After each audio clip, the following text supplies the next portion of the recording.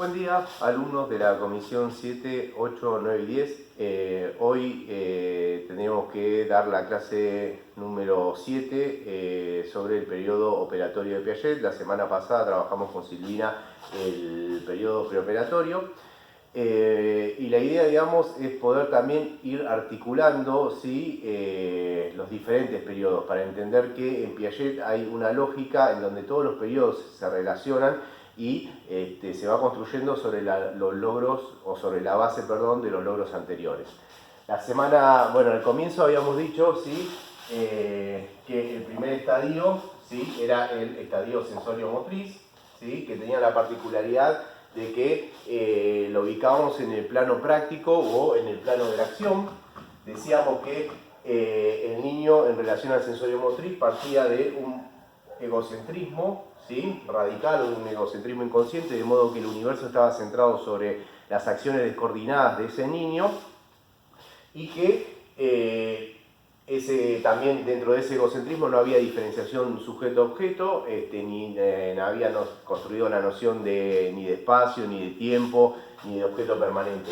Y que a través de los diferentes estadios, o sea, de los 6 estadios, el niño avanzaba hacia la descentración, ¿sí? Y a medida que iba coordinando sus acciones, haciéndolas cada vez más complejas, construyendo la noción de objeto y construyendo la noción de espacio, todo esto derivaba que en el sexto estadio del sensorio motriz, ¿sí? El niño construía la noción de objeto permanente, la noción de espacio, de causalidad, de tiempo y la primera estructura intelectual que Piaget va a denominar grupo práctico de desplazamiento, en donde las acciones del niño, junto con sus desplazamientos y los desplazamientos de los objetos, se podían coordinar en un sistema o en una estructura. Esto es lo que le va a permitir al niño desplegarse inteligentemente en el espacio y que también nos permite a nosotros desplazarnos inteligentemente, ¿sí? O, por ejemplo, como decíamos la otra vez en una de las comisiones, bueno, no sé, cuando uno se pone a jugar un partido de fútbol, de vóley, de hockey o lo que fuere,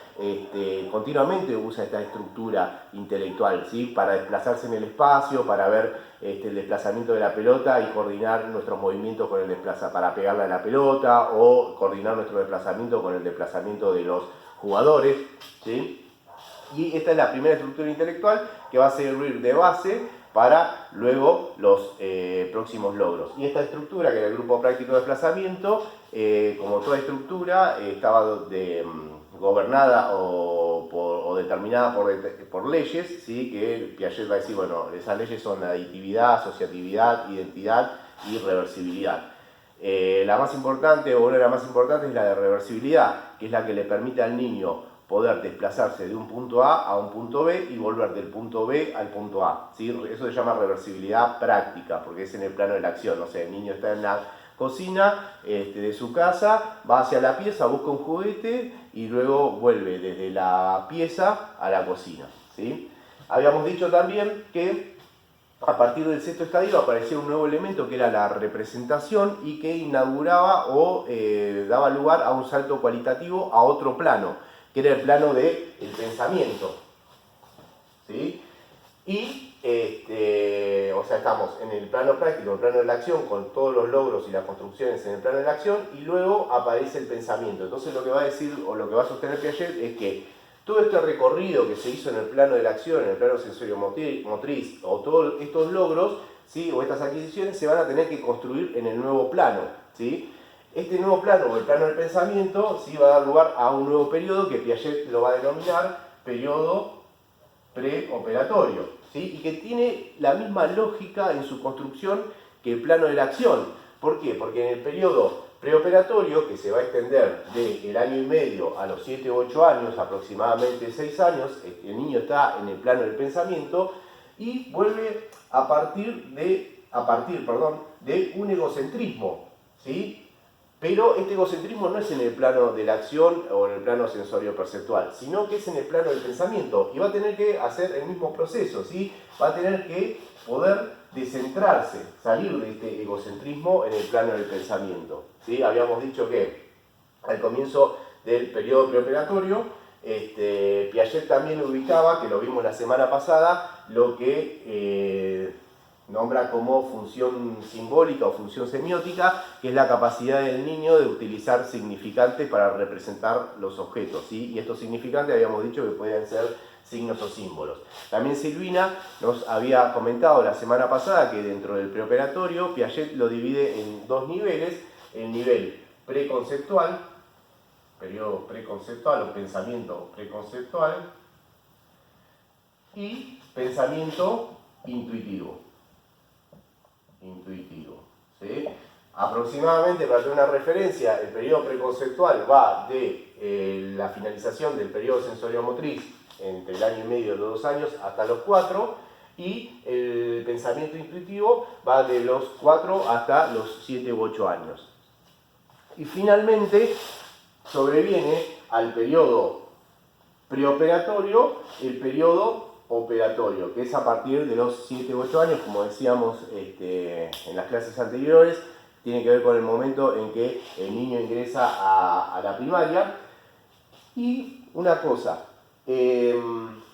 así como en el periodo sensoriomotriz, ¿sí?, el niño se descentra hacia el final en el sexto estadio, o sea, en el plano de la acción el descentramiento es entre 1 año y medio o 2 años. El plano del pensamiento, como es más complejo que el plano de la acción, o sea, construir la noción de espacio, la noción de tiempo, la noción de permanencia en el plano del pensamiento es más complejo porque implica distancias más amplias entre el sujeto y el objeto. Esas construcciones van a llevar más tiempo, entonces el descentramiento, por ende, va a llevar más tiempo. ¿Y qué tiempo va a durar el descentramiento en el plano del pensamiento? Todo el periodo preoperatorio, aproximadamente 6 años, ¿sí? Recién en el periodo operatorio el niño se va a descentrar, va a salir totalmente de su egocentrismo. El periodo operatorio Piaget lo divide en operatorio concreto y operatorio formal. La diferencia entre el operatorio concreto va de los 7 u 8 años hasta los 11 o 12, y el periodo formal va de los 11 o 12 en adelante. La diferencia es que en ambos periodos, en el periodo concreto y en el periodo formal, el niño puede realizar operaciones, pero en el operatorio concreto el niño, para poder realizar operaciones, necesita de elementos, ¿sí? En cambio, en el periodo formal no. ¿Qué sería esto? Por ejemplo, ¿qué es una operación? Bueno, el niño ingresa a la primaria, sumar o restar, ¿sí? Esas son operaciones. En el periodo concreto, yo recuerdo cuando iba yo a la primaria en el siglo XX, en primer grado nos hacían llevar, por ejemplo, fósforos, botones, escarbadientes, y nos enseñaban a realizar las operaciones matemáticas, a sumar, a contar con objetos concretos. Entonces nos daban 3 fósforos y nos decían, bueno, y si le agregamos 3 más, ¿cuánto es? Y uno, digamos, el niño podía realizar las operaciones, pero con objetos concretos. En cambio, en el operatorio formal, el niño ya lo puede hacer de manera sin objeto, lo puede hacer de manera abstracta, puede pensar o realizar operaciones con proposiciones, no necesita de materiales concretos. Esa es la diferencia, ¿sí? Pero lo importante es también que no quede, digamos, como separado y sin que tenga mucho que ver el periodo sensoriomotriz con el preoperatorio, con el operatorio. Siempre vamos a ver que en Piaget, vamos a tratar de entender cuál es la lógica y cuál es la estructura de su pensamiento y cómo, digamos, tiene que pasar primero lo que pasa en el periodo sensoriomotriz para luego servir de base a lo que va a ser los logros en el plano del pensamiento, en el plano preoperatorio y en el plano operatorio.